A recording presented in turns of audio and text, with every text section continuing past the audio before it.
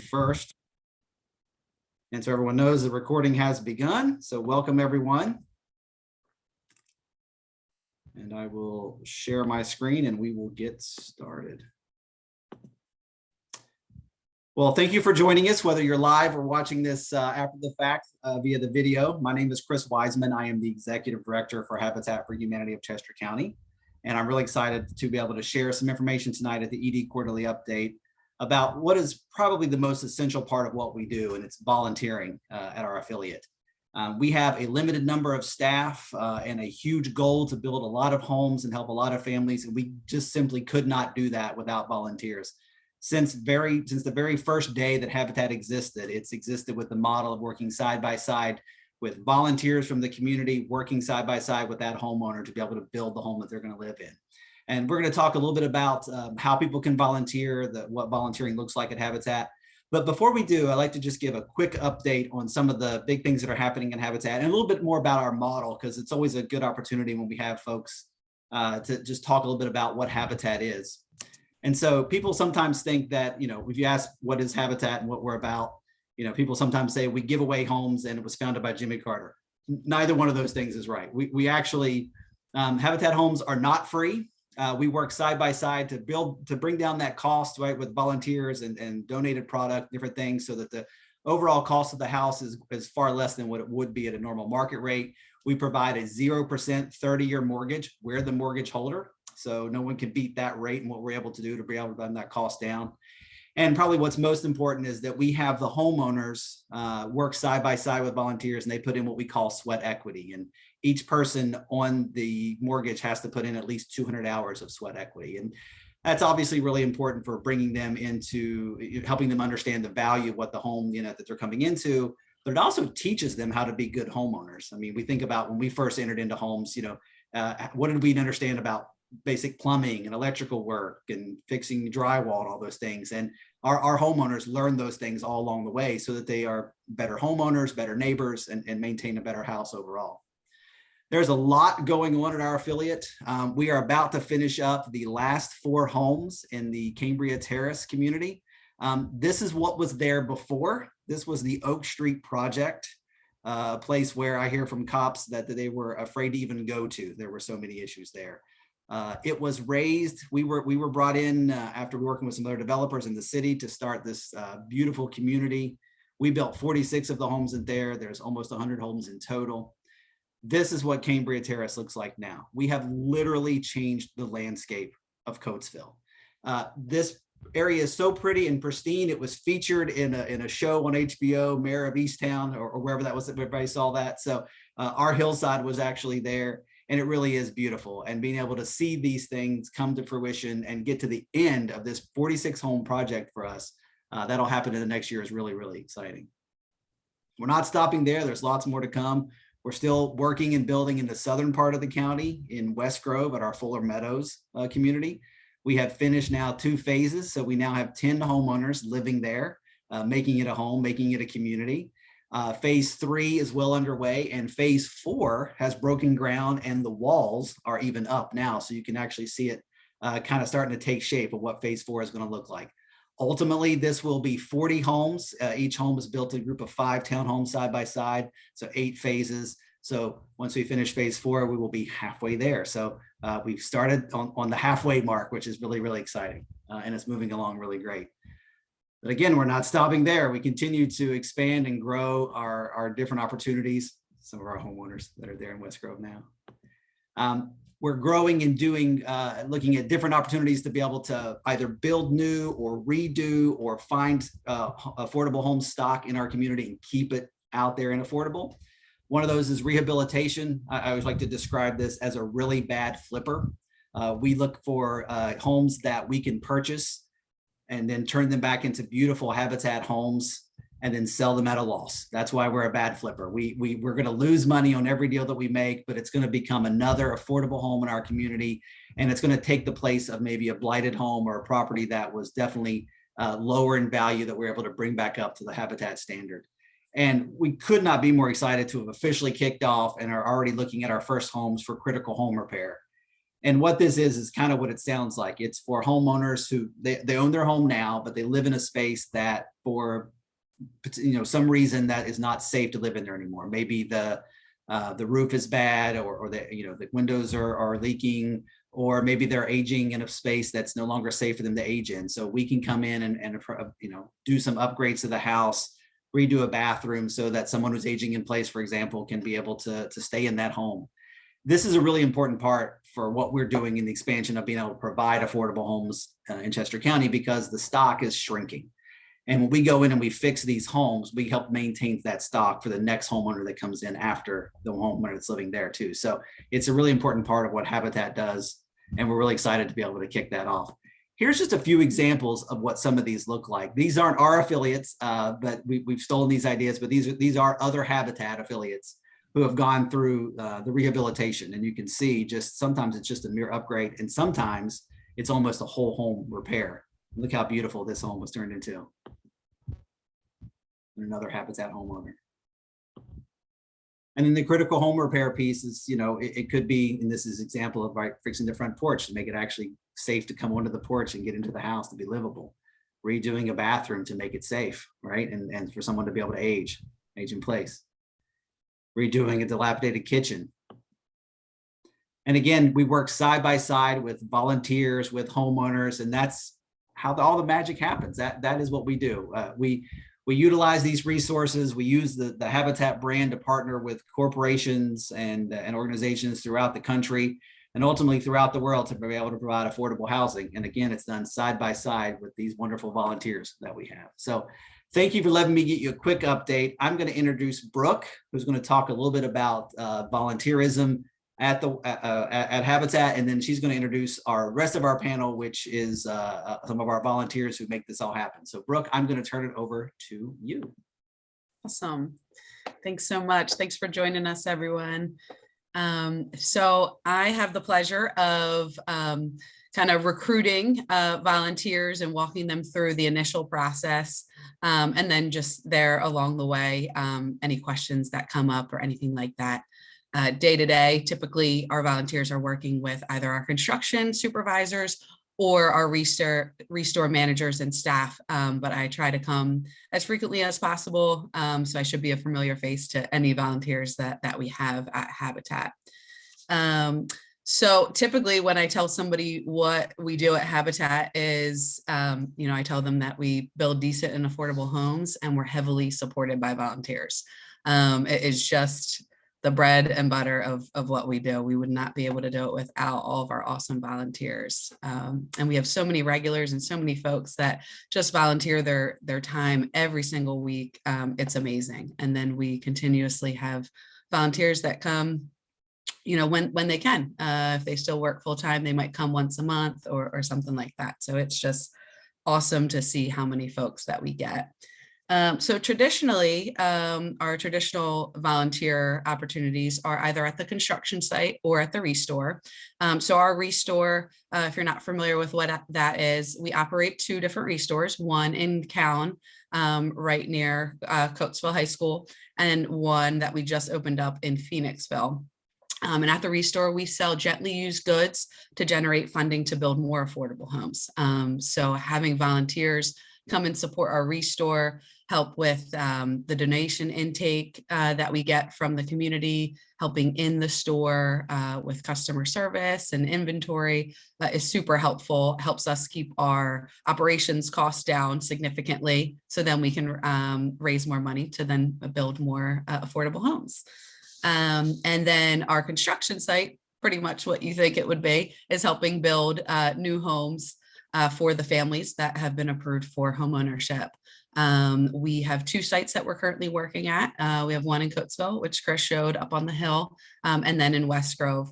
And then as we get into critical home repair, we'll be across the county and in need of as many volunteers as we can get as we just continue to grow and grow and grow. We also have different committees that I think we'll probably touch on a little bit more a little later, but I just wanted to highlight our Family Services Committee. That is an important one that we are really hoping to get new volunteers for. The Family Services Committee pretty much helps approve who our homeowners become. They go into the homes after somebody's financially approved, and they go and assess need. They meet with the families 2 at a time, at least, just for safety. And they meet with the families, get to know them for a little bit, figure out, why they need a new home, what's going on with their rental property, day-to-day living, those types of things. And then they bring that information back to our Family Services Committee. And if we have 3 homes available and 4 applicants, we would then rate them based on their need to determine what 3 would then become our Habitat homeowners. And we need more Family Services Committee members, because now that we're getting into critical home repair, we will be helping a lot more homeowners that will need to go out and just assess their needs and so forth. And those are kind of like the biggest ones that we have. I guess at this time, if it makes sense, Chris will kind of share our panelists. So tonight we have Chris Robinson. He has been a volunteer with us for many, many years. I won't steal his thunder. I'll let him share a little bit about him. But we also have Joe Baker, who has been with us for quite some time as well. And then one of our board members, Elliot Flake. So if it's okay with you, Chris, we will start with you. You just want to share a little bit about, what brought you to Habitat and what excites you about being a volunteer. Okay, I'm the other Chris on video tonight. I started about 15 years ago with a church group. We would just occasionally, a few times a year, go between the construction site or the restores. And over time, I just volunteered more with the group and on my own. When COVID hit, we had to stop for a while. After COVID, I was able to volunteer a lot more. I chose the restores, primarily at the restores. I go to both restores at least once a week, usually Friday and Saturday. I help start up the Phoenixville restore, help them get that ready to get started. There's always something to do in the restores, even helping bring intake in the donated goods, helping people purchase things and put them in their cars.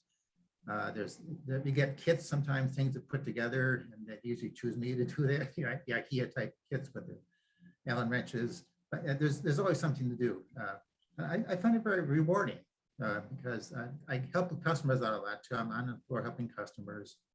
We get customers who want to solve a problem, have an idea for something, don't know how to go about it. And I help them out, looking for things and give them ideas to do things. Or somebody might be looking for a specific thing, and I guide them to the store and find out what we have and what we can use. But it's just very rewarding to help the customers. They're very grateful for what I can do for them. And they get bargains, they get things at a good economic price, and it helps solve their problems. And another benefit is the profits go back to building houses. So you keep that in mind. You're helping people, donations are getting, they're donating their stuff, cleaning their houses out. That's one plus. And then you're helping customers purchase things for their house. And then the profits go towards building houses. So with those 3 things in mind, it's a very rewarding experience. We had the floods we had about 1.5 years ago. We had a lot of people come in and refurnish their houses. They get couches, chairs, mattresses, dining room tables, just to rebuild their houses again after the floods they had. So it was great to help them out. We get a lot of repeat customers too. We get people we see all the time. You get to know them by name, and you know exactly what they like, what they're looking for, and we get to help them out. I was at the Callan Restore last Friday, and there was a repeat customer who was looking for a specific thing, a high, narrow table he wanted to get for a friend who wanted to put plants on it underneath the window. It had to be high and narrow because of the space. And he said he came several times, and he kept looking, and I helped him out that day, and we found one that he used that he purchased that day to help his friend out. So like I said, we got a lot of repeat customers, and I get to know them personally. I had a suggestion for Stacy one time, that because we get new things in every day, new unique things in every day, that we should have a slogan. It's a new store every day. I think that'd be a great slogan for the restores. It is, and people come back every few days, just look, see what new came in, what's new in the store. So, we get a lot of satisfied customers that way. And the stores themselves, I work at both stores, volunteer at both stores, I should say. Great staffs in both places. I mean, they're very fun to work with. They're just great people. They get along well together. We get a lot accomplished, and it's very well organized in both stores. They know how to run it. It's a great experience to be at those stores. But I want to say one last major benefit of volunteering is you get to see things when they first come in. You get first crack at the stuff comes in. And I've got several things in my house that I came in and said, hey, I could use that. That would look great in my living room. And so you get to pick out things yourself that come in, some great stuff. So overall, it's a great experience, volunteering at the restores. Awesome. Thanks so much, Chris. And you also have and continue to volunteer at the construction site as well. So it's nice. What's that? I was there yesterday. That's right. So it's nice to see our volunteers do various different roles. You don't have to pigeonhole yourself, I guess, so to speak, into one area. There's lots for everyone to do it in multi areas. So Joe, how about you? Okay, well, when I knew I was going to do this, I made a few notes so I don't kind of go all over the place here. So again, I'm Joe Baker. In 2014, I retired from a 40-year career in the practice of occupational health and safety, working to analyze and reduce chemical exposures, noise exposures, ergonomics, and all manner of occupational safety issues. I thoroughly enjoyed my profession and thought it was really important. In May of 2015, I started to regularly volunteer weekly at the Habitat site, primarily in Coatesville, but also West Grove and the new office in Phoenixville. We work from 8:30 to 3 p.m. We take an hour for lunch. And since the group does kind of skew toward middle age, we work, we take breaks when we need to, and we work safely in that way. I thought that was important. Others work more than one day a week or even irregularly. We just need to sign up.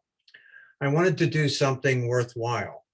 Shelter is one of the basic human needs, and had always admired the Habitat model, even without knowing all the details of the process.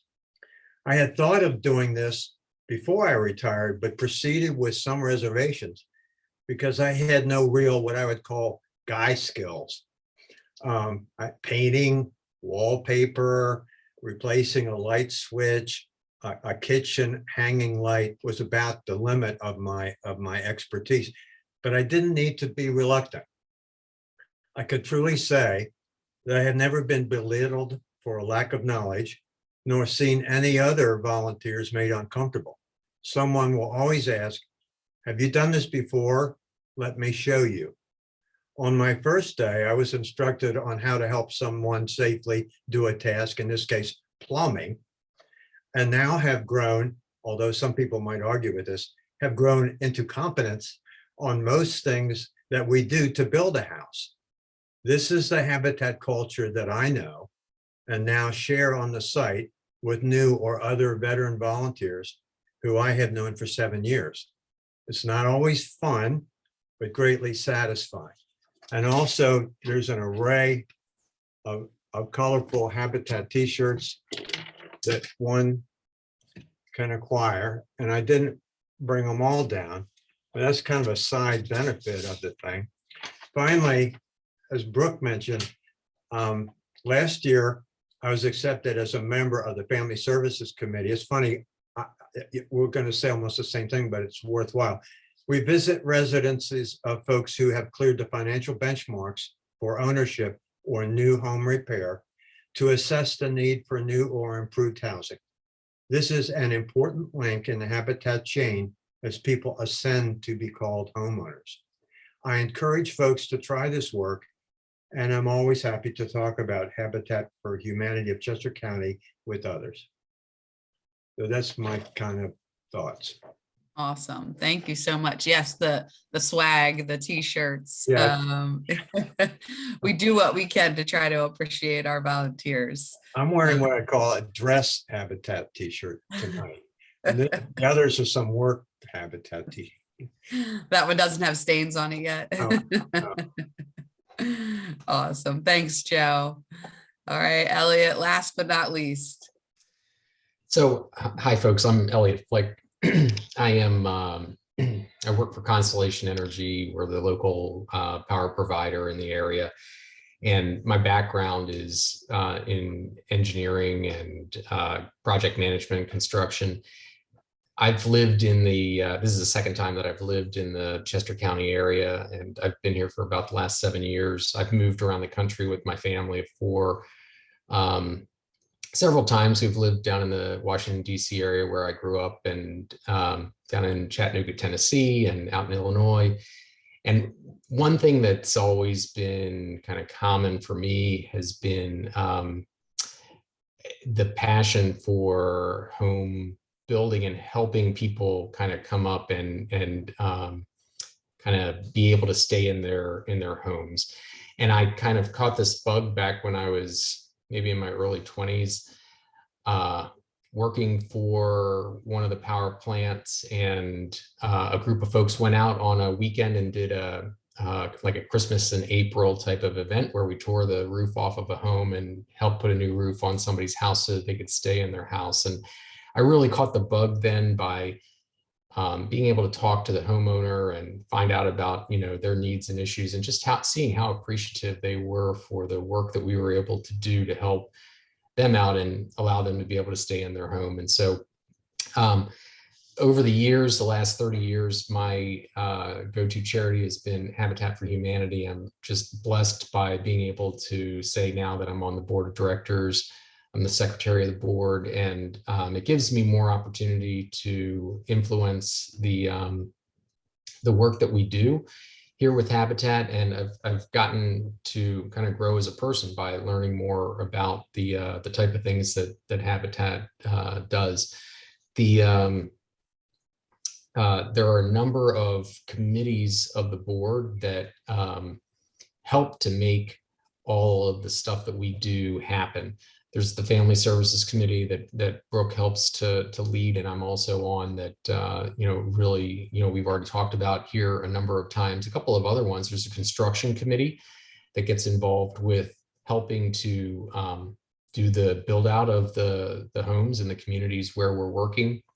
There's a Land Acquisition Committee that we've recently started up, which I'm just so proud of, because they've identified additional acreage to allow us to continue expanding the good work that we do both in the southern part of the county and in the kind of central part of the county. And we're looking constantly throughout the county for opportunities for us to find land that we can further build out and do more work. And that committee now has gotten to the point where they're also starting to look for opportunities where we can purchase homes that need rehabilitation. Another group that we have has been the Rehab and Rehabilitation Committee, which we were able to basically put the infrastructure in place to allow Habitat to expand into those areas where this particular chapter has traditionally done mostly new home construction. We're now actively going after finding homes that we can rehabilitate for people, and where can we go in and help a homeowner be able to stay in their home that will allow them to basically age in place and be able to live where they really want to live, so that we can help them with some minor home repairs, or maybe they do need a new roof or something like that.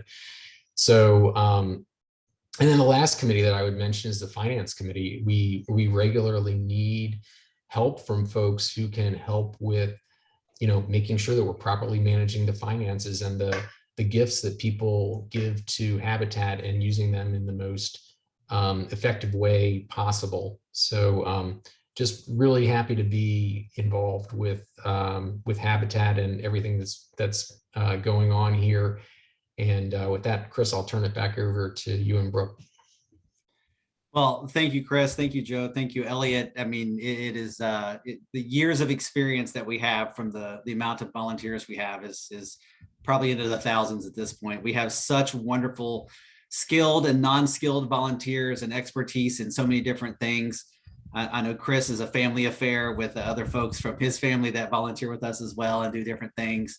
As Elliot mentioned, you know, we have our board is very, very strong. It's a fiduciary board, so they ultimately run the affiliate. They hire the exec and the staff to be able to do the day-to-day operations, but they set the vision and direct us where they want us to go. And we've made some really dramatic additions to it in the last couple of years and are really doing fantastic. The next step for us in board evolution, we are looking for architects and engineers because we continue to kind of think about housing in a different way. So if there are folks out there that have those kind of contacts and folks that they want to reach out to us, please put them in contact with me. But I can't thank this group and our volunteers as a whole enough for what they're able to do and to be able to make this difference in Habitat. We've had several questions that came in along the way, some of them about volunteers and some about some other things. So I'll start with some of the volunteer questions. So I'll open it up to the whole panel. Brooke, you might be the expert on some of these things, but everyone else can feel free to jump in. One question we got was about age requirements. What age do you have to be? And kind of related to that, do you have to be, is there any pre-requirements other than age as far as, you know, starting to volunteer with us? Yeah, so at the Restore, you can start volunteering with us at age 15. And then at the construction site, you need to be 16. And then, you know, from 15 to like 16, 17-year-olds, you would be in the front of the store. And then once you turn 18, you can go back into the warehouse at the Restore. And there's a few limitations when you're 16, 17 at the construction site, no power tools, unfortunately, things like that, but you'll definitely still get tons of experience at that age. We see a lot of teens with their parents coming out, and you know, the teen might have some high school requirements that they need to do, and then they just, you know, becomes a family thing, and they come out and do it side by side, which is really cool. And no prerequisite, no skills necessary for anything. You know, you can come in not knowing a thing, you know, not knowing the difference between a hammer and a screwdriver. And they will teach you all that you need to know. Make sure that you do not do anything that you don't feel comfortable doing. They always give a safety talk at the beginning, especially if they're doing like a certain project with a certain type of tool. You know, they'll always make sure that safety comes first. And prior to getting out on the job site or at the Restore, you would do an orientation and a safety training as well that gives you some basic knowledge before you even come out. So sort of related to that, and Joe, you touched upon this, maybe we add a little bit to it, is what are the kind of skills you will learn on the site? So if you even have just a basic or want to kind of grow your skills, what are the kind of things you can learn on the construction site? Oh, gosh. Well, kind of every type of powered equipment, saws and drills and lathes and routers and those kind of things, and to use those safely. Doing things like drywall, electrical, insulation. I mean, I guess I could go on and on. Running what we call PEX, which are the red and blue water lines, and drilling holes for them. It's amazing how much is involved with building a house that you don't even know about until you start doing it. It's remarkable. And you know, nobody's excluded from doing any of these things. You participate as your level of experience goes. And not to belabor it, but early on, I didn't know how to insinuate myself into the work. Felt like I was standing around. I mean, the more you do, the more you see, okay, here's what happens next with this plumbing or with this thing. And you can start to help get that organized. So it's a very iterative process and a real collegial on the site. But so there's a whole bunch of other things you learn, but those are some. And then there was, oh, please. Yeah, Chris, please. You also work with the homeowners who Yeah. may be inexperienced, and you're learning with them, or you're teaching them how to do things, and that's a good experience too, working with the homeowners. Yeah, it's such a critical piece to be able to teach them those skills and give them those skills, but to also just bond with them and work with them side by side to help them realize this dream of home ownership that was out of reach before. Hey, Chris, one thing I would mention, I bring teams from my company out a couple times a year to do home builds at some of our communities. And sometimes people feel like reluctant, like, I don't know anything about such and such to, help build a house, but it's just so natural when people come out to, we teach them. I mean, it can be just as basic as painting, or other things like that we need help with. And it's not like you have to have some, incredible amount of skill and knowledge in order to help out on some of the projects, because we'll teach people who don't have any of the basic skills. And by the end of the day, you'll just be so proud of what you've done. I'm really glad you mentioned that. I recruited today. Both my kids are getting braces and going through that process. So I think I paid for their team build, but so I've recruited our orthodontist to come and do a team build for Awesome. Habitat. So if an orthodontist, can come and do it with his team, really anybody, you don't have to have construction experience. You don't have to have any of those kind of experience. You just come out. And as Joe said, we'll teach you along the way. And as Elliot said, that those experience you have of just working side by side, and then what you're able to do at the end of the day and see that work, in action. It's really, really great. So I'm glad you mentioned that. Thank you. Brooke, there's a question about hours and days of when folks can volunteer and how often do they have to volunteer? Yeah, absolutely. So both the construction site and the restore are open for volunteers Wednesday through Saturday. At the construction site, we do ask that you give a full day of work. It's 8:30 to 3 or 3:30. Like Joe said earlier, you get an hour break for lunch. You can take breaks as you need it. It's not like, you're going full force that whole 7 hours, but there's typically a lot of work to be done, a lot of prep work. So we do like when folks come out for that full day, just so you can get what needs to be accomplished that day. And then at the restore, they're open 9 to 5, and you can sign up for 3-hour shifts. So there's like a 9 to noon shift, a noon to 3, and then the last shift is a 2-hour shift, 3 to 5. And you could come out the full day or just pick, one of those shifts or 2 of them. And there's no requirement on how often you volunteer. We have folks that come out, every other month, once, 6 times a year. We have some that come out, maybe a couple times a month, maybe a few Saturdays here and there when time allows it. And then we have some folks that come once a week, 2-3 times a week. So really, as much as you can offer your time, we are gladly accepting of it, and we'll treat you like family, whether you come once or 5 times. And I would just add, our committees typically meet monthly, and some as needed when there's special projects. And then the board itself meets pretty much every other month, but we add one more for an annual meeting. So they meet 7 times a year. And most of I started it with Habitat a couple of years ago, literally as the world was shutting down with COVID. So we've done a lot of these kinds of meetings through Zoom. We've been really productive, I think, with our committees and other work to be able to do it this way without having to bring you out. So even volunteering, if you just want to volunteer from home, getting onto a committee and helping, lend support that way is a good way of doing it. There was a question sort of related, 2 parts here. One is, how many volunteers do we have and how many volunteers do we need? I can talk to the need if you can talk to how many we currently have. Cool. So we have a steady, each month we probably have around at least 100 volunteers that come out, whether that be, a team build that has just come out and, that's 15 folks coming out one time, or a regular that comes out 3 times a week. We have about 150 different volunteers coming out each week. Each month. We have tons of volunteers in our database that have come out through the years. COVID has made it a little unique. Some would volunteer regularly up until COVID.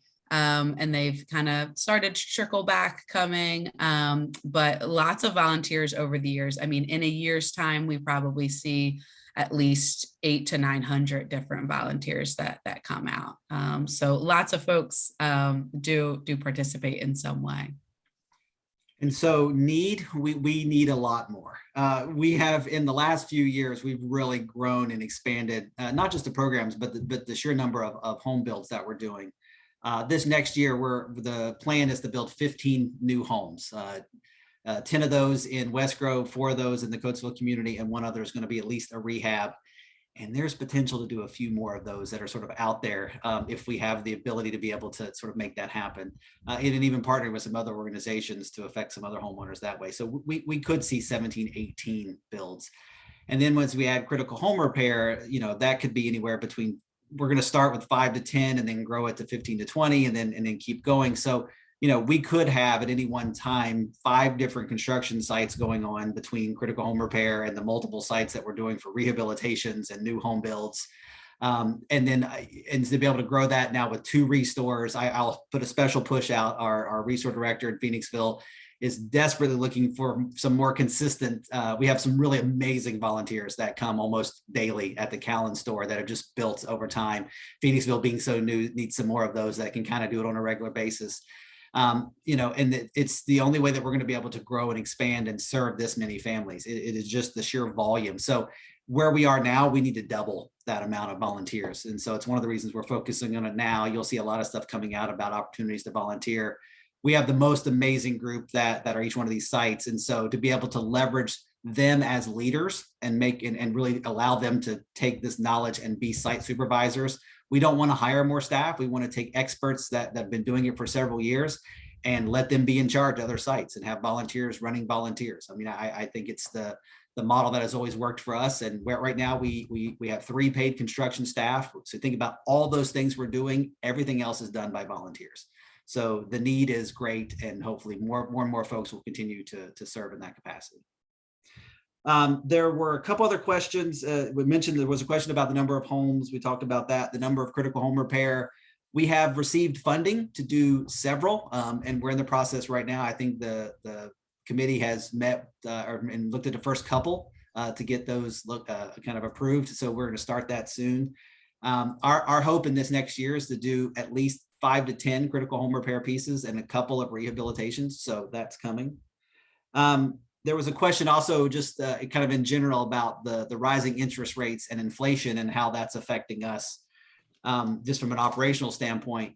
We're still trying to figure that out, what that's going to look like. I know from when the interest rates were so low, even at a 0%, if you could get a 2.5 or a 3%, it's not that much more. As interest rates continue to grow, affordable housing becomes less affordable. And so the need for Habitat becomes even more great. So we think that we will start to see more applications and more need as that changes, and inflation, when there's less dollars to be able to be spent on the things that you have to have, which includes housing. People, again, are going to be coming and looking for us to help provide more and more of those opportunities. So we've been seeing that impact. And the other side of this is the cost of construction. Our cost of construction has gone up 25% since when I first started. So, to be able to try to find ways to continue to mitigate the cost, which is mostly through volunteer work, but it's the materials costs that continue to rise, to be able to find ways to be able to continue to build at the pace we are, but manage those expenses are something that we continue to look at, especially through the construction committee. So it's a challenge, but it only highlights the need for Habitat in the community and what we're able to provide. So that was, I think, all of the questions that I received. So unless there's any others or anybody else has anything else to add, I will just make a couple final comments. Anything else from the group? Go ahead, Brooke. I just wanted to circle back and just let everyone know how they can, become a volunteer. That would be very important. Yes, please. Thank you. What the next steps are. So obviously you can email me at any time. My email address is very simple. It's Brooke with an E at hfhcc.org. That stands for Habitat for Humanity, Chester County.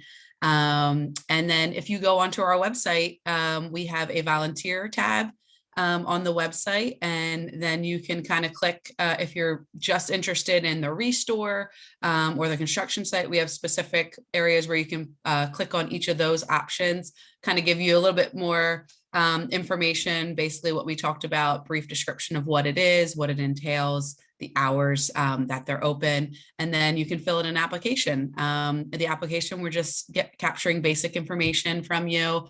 Maybe if you have an idea of how often you'd like to volunteer, some skills that you might already have, or what you'd like to see come out of your volunteer experience. And then once you do that, I will get a notification that you have completed an application. And then I'll send you training links depending on, if you want to just volunteer at the construction site, the links to complete the trainings and the orientation for that. And then once you complete those, I'll send you an email letting you know you are good to go, and instructions on how you can view the schedule online. And you can just see any days that are available and plug your name into those.